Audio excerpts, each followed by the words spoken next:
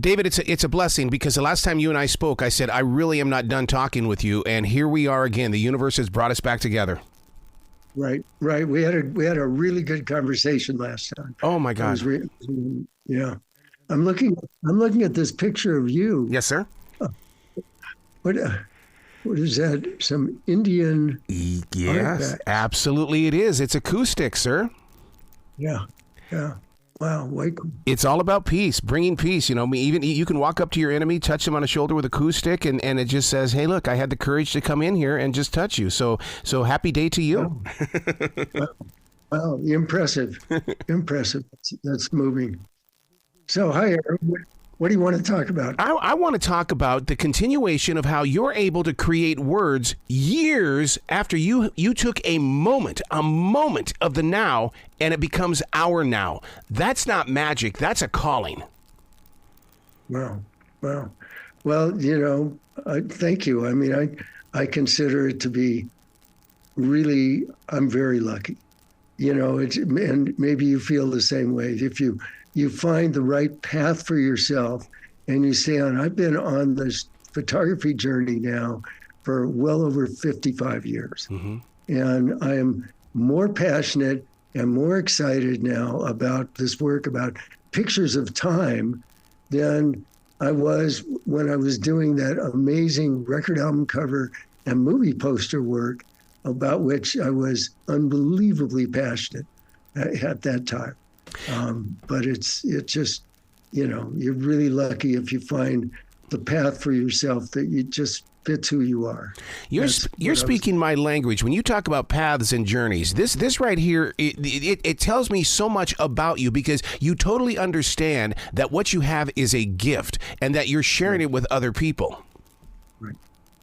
Right. You just have to do what you have to do, and if you're lucky to find yourself on, like I said, on the right path. And then you do want to share it, and you do want other people to get it. The book Pictures of Time, I really believe, gives a deeper look into life, into how life is put together and how life works. And it's I think, very simple, direct photographs of the everyday world in which we all live, things that are maybe so common and so obvious that we don't even notice them. Yeah. They're like hidden in plain sight. Mm-hmm. But there's so much magic, and I know you get this. There's so much magic in our everyday world for us to see that's all around us that takes us deeper into life. Mm-hmm. And all we got to do is look.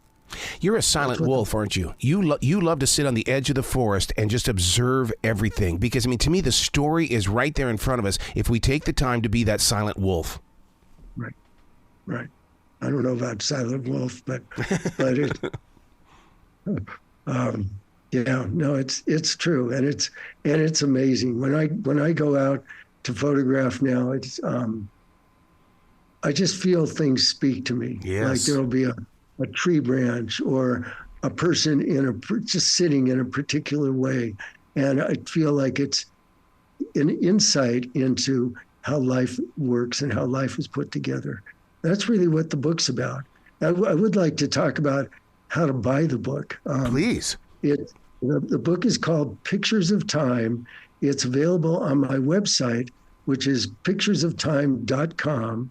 And there's a button that takes you right to the Amazon page where you can buy the book. And I think it's really a worthwhile experience. You put the story of time inside your pictures, and in my daily writing, I write a lot about time, because I think time is something that is calling us to document it, because people aren't doing that. They're on their smartphones, they're taking these digital shots, or they're just sitting there talking to people on the phone, but they're missing time. And it's almost like you're tapping the reader on the shoulder going, hey, there's something you missed. Let me share it with you. That's well said. And as you pointed out, people are so busy these days, just being on their phones and staying in contact with everybody they're in contact with and all that, to take a moment and sort of feel the connections that we all have in time, I think is really worthwhile. Do you take transition walks? No, I live in a forest in South Charlotte, North Carolina, and going through this forest every day, I have to have that transition walk. What do you mean by transition walk? I believe that we all go through several different mindsets and mood swings, and I think that you have to go for a walk to put it all back together again. Right. You know, what happens to me, it happens with a camera, and this happened in the commercial work too, that now more than occasionally, pretty often, I get into the zone, and I know you know what I'm talking about, where you just are seeing deeper and feeling deeper. And that in doing the commercial work, I would have those connections with a lot of the artists I photographed. And in the middle, we could be a lot of people in the studio, music playing, a lot going on. But while I'm shooting, there would be a moment where the artist I was photographing or the group and I just were lost in the zone of making pictures. And we knew that something special was happening that everybody else in the studio might feel. They might know that there was magic going on, but we knew that was happening. That's what happens to me now when I take my camera out into the everyday world. It's a thought that's associated with you is the ordinary world is extraordinary. Do you think that people don't understand what the word ordinary is? They want to be something beyond ordinary, and they don't want to be normal. But yet you give this to us in a moment of now. Well, the moment of now is exactly what you just said. The ordinary world really is extraordinary. You know, we're just one tiny planet in this huge universe, but we are part of that universe, and we can feel that we're part of everything, and everything that's alive and natural is a part of the same thing. And if we feel that, if we see that, it's both humbling and it really takes you deeper. Are you going to put this on a tour to go around to these different little, art halls and things? Because I mean, a book is one thing, but to be, you would have to kick me in the head to get me to keep moving. Keep moving. Go, go, go, dude. Don't stay just at this one picture. I'm doing my best. I really feel like this is an important story to tell and to share. And I really want to get it out for that reason. I never talked about the commercial work. I never did publicity. I never did interviews because I just wanted those pictures, the album covers and movie posters, to speak for themselves. But with this work, I really feel for the first time in my long life now that I have a real story to tell. And I'm really, really passionate about telling it.